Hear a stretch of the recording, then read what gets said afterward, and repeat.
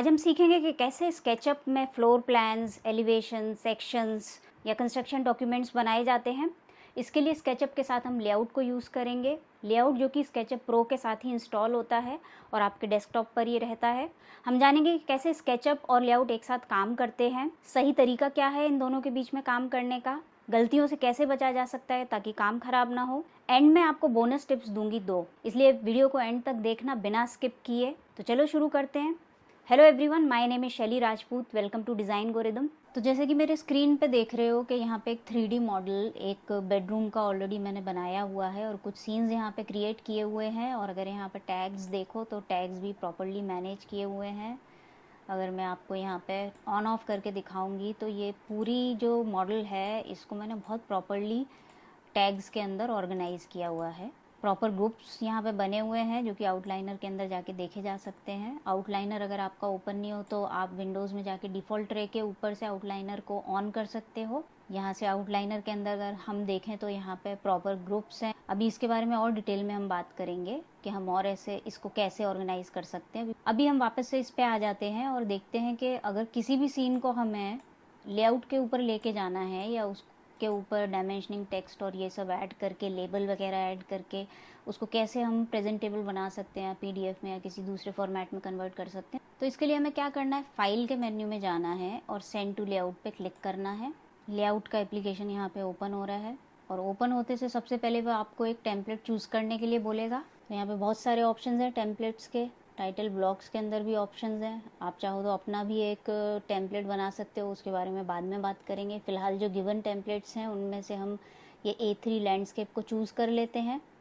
और जैसे ही हम उस पर क्लिक करते हैं तो यहाँ पे जो हमारी ड्राइंग थी या जो हमने सीन चूज़ किया था वो यहाँ पे, इसको मैं माउस के व्हील से स्क्रॉल कर रही हूँ ताकि ये मेरे स्क्रीन पे पूरा दिखाई दे। यहाँ पे मैं लेफ़्ट क्लिक कर रही हूँ ताकि मैं आपको ये दिखा सकूँ कि ये एक व्यू पोर्ट के अंदर आपका सीन ऐड होके आ चुका है। तो ये जो ब्लू कलर की बाउंडिंग बॉक्स है ये आपका व्यू पोर्ट है और इसके अंदर वो जो सीन सिलेक्टेड था वो यहाँ पर व्यू पोर्ट के अंदर आ चुका है। अब इसके ऊपर फर्दर आपको जैसे टेक्स्ट ऐड करने हैं, डायमेंशंस ऐड करनी है तो आपके पास यहाँ पे बहुत सारे ऑप्शंस हैं। ऊपर यहाँ से आप टेक्स्ट ऐड कर सकते हो, यहाँ से डायमेंशंस ऐड कर सकते हो, टेबल ऐड कर सकते हो। इसके अलावा भी आपको अगर टाइटल ब्लॉक वगैरह यहाँ पे क्रिएट करना है तो कुछ यहाँ पे ड्रॉ के टूल्स दे रखे हैं जिनको यूज़ करके आप ऐसा कर सकते हो। फिर उसके बाद आप कंट्रोल कर सकते हो अपने जो भी यहाँ पे ऐड कर रहे हो डॉक्यूमेंट्स को, उसको कैसे कंट्रोल करना है। जैसे टेक्स्ट ऐड करना है, डायमेंशन ऐड करनी है तो यहाँ पे आप देखो कि टेक्स्ट स्टाइल है जो आप चूज़ कर सकते हो टेक्स्ट ऐड करते समय। ऐसे डायमेंशन स्टाइल है जहाँ पे अभी ये इनएक्टिव है क्योंकि आपने कमांड नहीं ले रखी। कमांड लेते से ये एक्टिव हो जाएगा। यहाँ पे देखो एक्टिव हो गया। किस स्टाइल से डायमेंशन देनी है, फिर आपको इसके अंदर स्केल कौन सा चूज़ करना है, लेंथ की जो यूनिट है वो क्या रखनी है, प्रिसीजन कितना रखना है, वो सब आप यहाँ से चूज़ कर सकते हो। इसको हम डिटेल में बाद में देखेंगे। फिर उसके बाद आपके पास पेजेस का ऑप्शन है। जैसे एक पेज में आपने ये चीज़ ऐड कर दी, इसको मैं वापस से नॉर्मल कर्सर ले लेती हूँ सिलेक्शन वाला। तो आप यहाँ से पेजेस ऐड कर सकते हैं। पेजेस क्यों ऐड करने होते हैं, जैसे एक पूरा आपका मान लो यहाँ पे एक पूरा प्रोजेक्ट है जिसकी आपको लेआउट के ऊपर सारी ड्राइंग सेट करनी है। जैसे प्लान, एलिवेशन, सेक्शंस हो गए, और भी बहुत सारी ड्राइंग्स होती हैं, डॉक्यूमेंट्स होते हैं जो आप सेट करना चाह रहे हो। तो आपको नंबर ऑफ़ पेजेस यहाँ पे ऐड करने का ऑप्शन गिवन है। हर एक पेज के ऊपर एक व्यू पोर्ट आप क्रिएट करके और उस पर अपनी एक ड्राइंग को सेट कर सकते हो, एक सीन को सेट कर सकते हो। तो यहाँ से आप पेजेस ऐड कर सकते हो। फिर लेयर्स हैं। लेयर्स आपको पता है कितने काम की होती हैं, वो आपकी ड्राइंग को, आपके काम को ऑर्गेनाइज करने में हेल्प करती हैं। तो यहाँ से आप लेयर्स क्रिएट कर सकते हो, अपनी करंट ड्राइंग को या करंट पेज को ऑर्गेनाइज कर सकते हो। फिर स्क्रैप बुक गिवन है। इधर में कुछ सिंबल्स आपको एलिवेशनल सिंबल्स मिल जाएंगे और प्लान में भी सिंबल्स मिल जाएंगे। जैसे कार के हैं, ऐसे बहुत सारे कैटेगरीज हैं जिनमें से आप सिंबल्स चूज़ कर सकते हो। तो ये भी एक अच्छा ऑप्शन है अपनी ड्राइंग को और ज़्यादा प्रोफेशनल या नेक्स्ट लेवल बनाने के लिए। आप इसको स्क्रैप बुक को यूज़ कर सकते हो। तो ये बेसिक वर्क फ्लो आपको समझ में आ गया कि कैसे आप स्केचअप से अपनी ड्राइंग को उठा के यहाँ पे लेकर आते हो। लेकिन ड्राइंग को उठा के लाने से पहले बहुत सारी चीज़ें हैं जो यहाँ पे आपको सेट करनी पड़ती हैं। जब लेआउट के ऊपर लेकर जाते हो तो आपका जो वर्क फ्लो होता है वो स्मूथ होता है और उसमें कोई दिक्कत नहीं आती है और आप इजीली उस पर आगे का काम कर सकते हो। तो वो वर्क फ्लो क्या होता है या क्या इन दोनों के बीच में तालमेल बैठाना पड़ता है कि काम आसानी से हो जाए, बिना किसी गलती के हो जाए, तो वो सब चीज़ों के बारे में अब हम बात करने वाले हैं।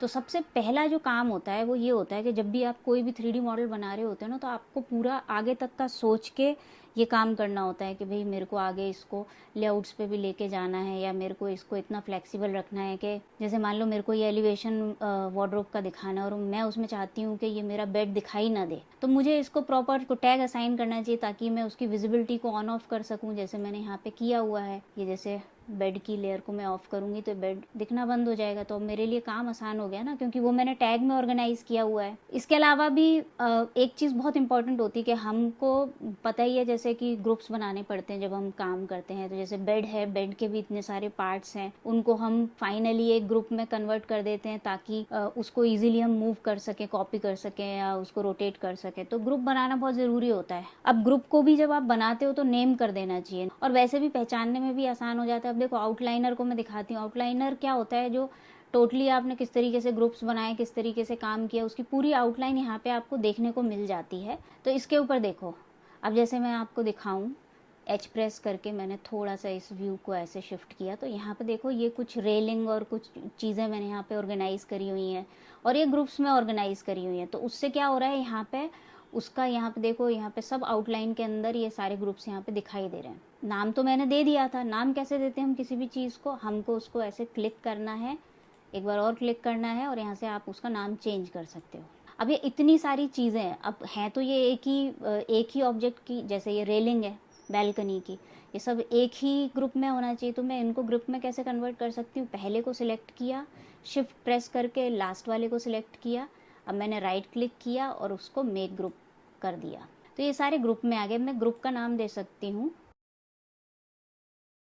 तो यहाँ पे बैल्कनी रेलिंग के अंदर ये सारा कुछ ऑर्गेनाइज हो गया। तो इस तरीके से आपको कुल मिला के अपने आउटलाइन को इतना नीट रखना होता है और सबको नेम करना होता है। तो दो चीज़ें यहाँ पे मैंने आपको बताई कि एक तो जब आप ग्रुप बनाते हो तो उसको नेम करो प्रॉपरली, और जो टैग्स आप बनाते हो वो भी प्रॉपर होने चाहिए। तब आपको ये डिसाइड करना है कि आपको ड्राइंग किस तरीके की लेआउट के ऊपर सेट करनी। मान लो मेरे को टॉप व्यू सेट करना है, अब मैंने यहाँ पे टॉप व्यू किया तो हुआ है, लेकिन हो क्या रहा है इस सीन के अंदर कि ये सारा पर्सपेक्टिव प्रोजेक्शन के अंदर है, पर्सपेक्टिव व्यू के अंदर मुझे दिखाई दे रहा है। तो मैं इसको कैसे तरीके से बनाऊं कि ये प्रॉपर टॉप व्यू या प्लान की तरह दिखाई दे। तो उसके लिए मुझे कैमरा के अंदर जाना है और पैरेलल प्रोजेक्शन पे क्लिक कर देना है। तो अब यहाँ पे क्या हो गया, पैरेलल प्रोजेक्शन आ गया यहाँ पे, और अब मुझे सारी चीज़ें बिल्कुल जैसे प्लान के अंदर दिखाई देती वैसे दिख रही हैं। तो अब मैं इसको एज अ सीन सेव करूँगी। सबसे पहला जो रूल क्या है कि वो अपनी ड्राइंग को टैग्स और ग्रुप्स में ऑर्गेनाइज करो। तो सेकंड आपका ऑप्शन क्या होता है कि आपको सीन क्रिएट करने हो। तो सीन कैसे क्रिएट करते हैं, दो तरीके हैं, या तो आप सीन के अंदर चले जाओ, सीन के अंदर जाके आप प्लस यहाँ पे जो है प्लस पे क्लिक करोगे और उसको नेम कर देना, या फिर दूसरा तरीका ये भी है कि आपने जो सीन यहाँ पे बना रखे हैं वहाँ पे राइट क्लिक करोगे और ऐड पे क्लिक कर दो, ये सीन बन गया। इसको यहाँ से आप रीनेम भी कर सकते हो। रीनेम इसलिए करो क्योंकि ये 1 2 3 4 से कुछ पता नहीं लगता, आपको रीनेम कर देना चाहिए कि ये क्या है, ये प्लान है, तो इसको हम प्लान बोल सकते हैं। एंटर कर दो, ये प्लान आपका यहाँ पे क्रिएट हो गया। इसको सेव कर दो यहाँ पे। अब देखो यहाँ पे सीन क्रिएट कर दिया हमने। ऐसे हम और भी सीन क्रिएट कर सकते हैं। जैसे मान लो हम किसी सीन में जाते हैं पहले, और मैं यहाँ से टैग ऑफ कर देती हूँ ये अदर रूम्स का।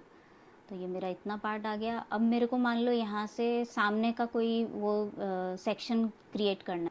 तो अब इसके अंदर हम कैसे सेक्शन बनाते हैं, उसके लिए हम सेक्शन प्लेन उठाते हैं और अब उसको हम सबसे पहले पैरेलल रखते हैं। किसके पैरेलल हमें सेक्शन काटना है, तो मैंने यहाँ पे इसको रख दिया। सेक्शन का नाम मैं यहाँ पे दे सकती हूँ, चाहूँ तो सिंबल भी दे सकती हूँ। सिंबल क्या, यहाँ पे जो भी आप सिंबल दोगे वो यहाँ पे लग के आएगा, तो कुछ भी दे सकते हैं। मान लो साउथ वेस्ट ये व्यू है तो मैंने साउथ वेस्ट दे दिया, और यहाँ पे मैं जो भी नाम देना चाहूँ, तो यहाँ पे देखो ये लिख के आ गया ना। अब मैं इसको मूव कर सकती हूँ। कैसे, मूव टूल ले लो, एम प्रेस कर लो, और इसको मैं मूव कर सकती हूँ जहाँ भी मूव कराना चाहूँ। ये जब एक्टिव हो तुम्हारा, इसको एक्टिव कर लो और राइट क्लिक करो और इसमें अलाइन व्यू कर दो। अलाइन व्यू करोगे और यहाँ से कैमरा के अंदर जाके पैरेलल प्रोजेक्शन कर दो, तो क्या हुआ, यहाँ पे ये आपका एलिवेशन के अंदर आ गया बड़े आराम से, है ना। और आप चाहो तो इसको हाइड कर सकते हो। कैसे हाइड करोगे, अगर सेक्शन प्लेन को हाइड करना है तो सेक्शन प्लेन को आप ऐसे हाइड कर सकते हो। और इसको अब क्या करना है, आपको इसको सेव करना है, तो यहाँ से आप इसको ऐड करोगे और रीनेम भी कर दो इसको साथ के साथ। इतना काम हो गया। अभी अभी हमने दो यहाँ पे सीन सेट किए हैं, एक तो प्लान और एक एलिवेशन। तो ऐसे आप जितने मर्जी यहाँ पे प्लान, एलिवेशन आपके चारों तरफ के एलिवेशन हो सकते हैं, तो वो सब आप सेट कर लो यहाँ पे। तो सीन सेट करना बड़ा इंपॉर्टेंट होता है, उसके बाद ही आपको लेआउट के ऊपर ले जाना चाहिए। चलो ये तो हो गया, सीन भी सेट हो गया हमारा और सब चीज़ें हो गई। अब यहाँ पे देखो, अगर मैं जैसे इसको लेके जाती हूँ वहाँ पे, पहले हम खोल लेते हैं लेआउट को। तो अब हमें क्या करना है, ये हमारा ओपन हो गया है, यहाँ पे पेजेस खुले हुए हैं। इसी पेज को हम राइट क्लिक करके डुप्लीकेट कर देते हैं। अब पेज नेम जो कोई भी हो यहाँ पर, लेकिन आप उसको रीनेम भी कर सकते हो। अब आप सेकंड पेज पर हो। अब सेकंड पेज के ऊपर आपको क्या करना है, ये सीन तो वो है ही नहीं जो आपको चाहिए, तो आप यहाँ पे क्या करोगे, राइट क्लिक करोगे, यहाँ पे सीन्स का ऑप्शन होगा और यहाँ पे जो भी सीन आपको लेकर आना है वो यहाँ पर आप लेकर आ सकते हो। इसको हम सेव कर देते हैं एक बार, वो अपडेट ले नहीं रहा है। और यहाँ पे हम राइट क्लिक करते हैं और सबसे पहले तो अपडेट मॉडल रेफरेंस पे क्लिक करते हैं, क्योंकि कई बार क्या होता है कि आपने वहाँ पे तो अपडेट किया, कर दिया, सेव कर दिया, मगर यहाँ अपडेट नहीं किया मॉडल को। तो यहाँ पे इसको अपडेट करते हैं, तो यहाँ पे ये आ जाएगा।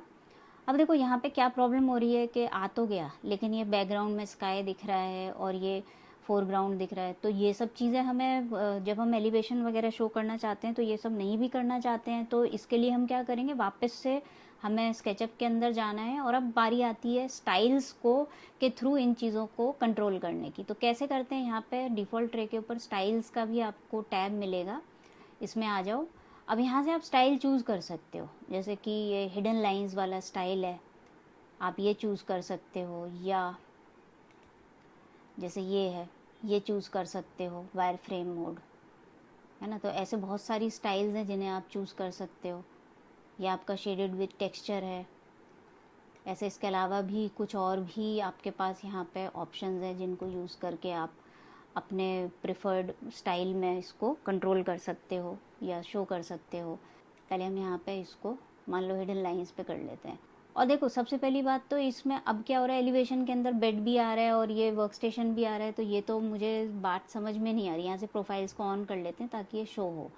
तो यहाँ पे हम क्या कर सकते हैं कि हम यहाँ पर बेड की जो टैग है उसको टर्न ऑफ कर देते हैं। तो चूंकि हमने प्रॉपर्ली टैग बनाया हुआ है तो उसको टर्न ऑफ करना आसान हो गया। अब टर्न ऑफ करने से क्या हुआ, एटलीस्ट हम इस तरफ से एलिवेशन में कुछ चीज़ें हैं जो क्लियरली दिखा पा रहे हैं। तो ये चीज़ आपको ध्यान रखनी है कि टैग्स को प्रॉपर्ली क्रिएट करना है, ताकि आप बाद में परेशान ना हो ये सब काम करते हुए। अब यहाँ पे आप अपनी मनपसंद जो भी स्टाइल आपको चूज़ करनी है वो आप चूज़ कर लो। प्रोफाइल्स को ऑन कर लो। अब आपको क्या करना पड़ेगा, अब आपने ये सारे चेंजेस जो किए हैं ना, आपको सीन को अपडेट करना पड़ेगा। तो सीन पर राइट क्लिक करोगे नाम के ऊपर और इसको कर दोगे अपडेट। अपडेट सीन पे क्लिक कर दोगे, अपडेट द सिलेक्टेड स्टाइल। अब वो ये बोल रहा है कि ये जो आपने जो भी स्टाइल बनाई है उसको नई स्टाइल के तरीके से सेव करना है या जो करंट स्टाइल है उसी को अपडेट कर देना है। तो अपडेट सीन कर देते हैं हम यहाँ पर। अब यहाँ पर आ जाते हैं, इसको भी हमें अपडेट करना पड़ेगा। यहाँ पे हम पहले एक बार सेव कर देते हैं इसको, ताकि जो भी चेंजेस हैं वो सेव हो जाएं। अब हम यहाँ पर आते हैं, लेआउट्स के ऊपर राइट क्लिक करते हैं, अपडेट मॉडल रेफरेंस करते हैं। तो जो भी वहाँ पे हमने चेंजेस करे थे, जो भी हमने अपडेट किया था चीज़ों को, वो यहाँ पे आपका शो हो रहा है। तो इस तरीके से आप स्टाइल्स को यूज़ करके ऑर्गेनाइज़ कर सकते हो अपने ड्राइंग को। और ऐसे आप फिर से डुप्लीकेट कर लो इस पेज को। ये पेज आ गया। अब यहाँ पे आप जो है राइट क्लिक करके और सीन चूज़ कर सकते हो कोई भी। जैसे मान लो मुझे प्लान दिखाना है इसके ऊपर, तो मैं प्लान पे क्लिक करूँगी तो प्लान यहाँ पे अपडेट हो गया। अब प्लान के अंदर भी सेम सिचुएशन है कि यहाँ पे अगर देखो प्लान व्यू, तो प्लान व्यू में सारे टेक्सचर्स दिख रहे हैं और सब चीज़ें दिख रही हैं। अब आप इसको भी कैसे कंट्रोल करोगे, स्टाइल्स में जाके आप जो भी प्रिफर्ड स्टाइल आप लेना चाहो वो आप चूज़ कर सकते हो सिलेक्ट के अंदर जाके, और जो भी स्टाइल आप चूज़ करोगे आप बाद में उसको एडिट कर सकते हो। जैसे आपको कितनी थिक या थिन लाइंस चाहिए, ये सारी चीज़ें आप यहाँ से कंट्रोल कर ही सकते हो, ये सारी चीज़ें आप यहाँ से कंट्रोल कर सकते हो। तो इसको एक बार एक्सप्लोर करना अपने आप से। कोई चीज़ समझ में नहीं आए तो मुझे कमेंट करके बताना, मैं आपको बताऊँगी, आपकी प्रॉब्लम को सॉल्व करने की कोशिश करूँगी। तो ये इस तरीके से कर लेना है। अब वापस से आ जाते हैं, अब तुम्हें ये तो समझ में आ ही गया कि कैसे हमको अपने स्केचअप की ड्राइंग को तैयार करना होता है और ताकि हम उसको वहाँ पे ले जाएं प्रॉपर्ली। अब आ जाते हैं यहाँ पे। अब देखो, अब इसके अंदर मान लो मुझे डायमेंशन ऐड करनी है तो क्या करेंगे, डायमेंशन पे क्लिक करेंगे। यहाँ पे मैं डायमेंशन का पैनल खोल लेती हूँ एक बार, और डायमेंशन पे मान लो मैंने क्लिक किया। डायमेंशन पे क्लिक करते से ये सारे ऑप्शंस ओपन हो गए। तो यहाँ से मैं पहले तो ये डिसाइड करूँगी कि मुझे आर्किटेक्चरल में चाहिए, प्रिसीजन कितनी चाहिए वो भी बता सकती हूँ। अब मुझे यहाँ पे कहाँ से लेके कहाँ तक की डायमेंशन बतानी है वो मैं यहाँ पे क्लिक करके और डायमेंशन को प्लेस कर सकती हूँ कुछ इस तरीके से, है ना। मान लो यहाँ से यहाँ तक का मुझे बताना है, तो ये मैंने यहाँ पे रख दिया। तो इस तरीके से डायमेंशनिंग हो गई। अब जैसे टैग ऐड करना, मान लो मुझे टैग ऐड करने के लिए टैग का ऑप्शन लिया, यहाँ पे एक बार देख लो। इसको क्लोज कर देते हैं, टेक्सटाइल पे आ जाते हैं। टेक्सटाइल आप चूज़ कर सकते हो जो भी टेक्सटाइल में आप लिखना चाहते हो, और यहाँ से आप कितना बड़ा फॉन्ट रखना चाहते हो, साइज़ वो चूज़ कर सकते हो। अब आपको टैग कहाँ पे करना है, मान लो इसको करना है। अब यहाँ पे देखो, क्योंकि मैंने आपको बताया था ना, ग्रुप को अगर आप नेम करोगे तो यहाँ पे एक फ़ायदा है कि अगर आपने ग्रुप को प्रॉपर्ली वहाँ पे नेम किया है तो आप बड़े आराम से उसको यहाँ पे चूज़ कर सकते हो ऑप्शन को, आपको यहाँ पे टाइप करने की ज़रूरत नहीं पड़ेगी। तो ये पहली टिप है। क्या टिप है आपके पास काम आसान करने की, कि जब आप वहाँ पे ग्रुप्स क्रिएट करते हो, किसी भी ऑब्जेक्ट का ग्रुप क्रिएट करते हो तो उसको नेम कर दो। और ये बड़ा आसान है, आउटलाइन के अंदर करना ज़्यादा आसान है। जब आप पूरी तरीके से अपने फर्नीचर तैयार कर लेते हो, जैसे ये साइड टेबल मैंने बनाई थी, अब साइड टेबल के अंदर भी बड़े सारे पार्ट्स थे साइड टेबल के, यहाँ पे देखो कितने सारे ग्रुप्स हैं। तो उन सबको मैंने एक साथ इकट्ठा करके और साइड टेबल नाम से उसका ग्रुप बना दिया था। तो अब मैं अगर इसको नेम करूँगी तो मेरे को कितना आसान हो जाएगा कि जब मैं मान लो वहाँ पे जाके इसको टैग करना चाहूँ, मान लो, तो मैंने टैग उठाया लेबल और क्लिक किया और यहाँ पे क्लिक किया। अब वो ग्रुप का नाम मुझे बता रहा है कि ग्रुप का नाम दे दो, मैंने इसको सिलेक्ट कर दिया। तो कितने आसानी से यहाँ पे मुझे कुछ भी नहीं करना पड़ा और नेम हो गया। तो इस तरीके से आप टेक्स्ट ऐड कर सकते हो यहाँ पर, राइट। अब स्क्रैप बुक के अंदर भी देख लेते हैं कि हमारे पास क्या ऑप्शन है। जैसे ये मेरे को यहाँ पे कुछ भी ऐड करना है, प्लान में ट्रीज़ ऐड करने हैं, मान लो कोई सिंबल ऐड करना है, कोई साइन ऐड करना है, तो वो मैं बड़े आराम से यहाँ से उठा के और कहीं पे भी, जैसे टॉप व्यू में इसको मैं उठा के यहाँ ऐड कर सकती हूँ कहीं भी।